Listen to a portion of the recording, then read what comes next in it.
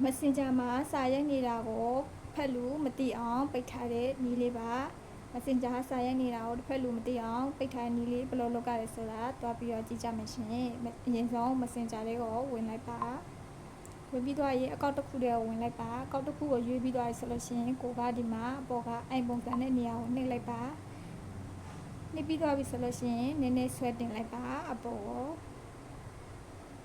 ဆွဲတင်ပြီးတော့ပြီဆိုလို့ရှိရင်ဒီမှာတိုင်ပင် indicator ဆိုတာလေးကိုနှိပ်ပါဒီနေရာမှာတွားပြီးတော့ပိတ်ပေးရမှာပဲဖြစ်ပါတယ် show တိုင်ပင် indicator ဆိုတာလေးကိုပိတ်ပေးလိုက်ပါဒါဆိုလို့ရှိရင်တော့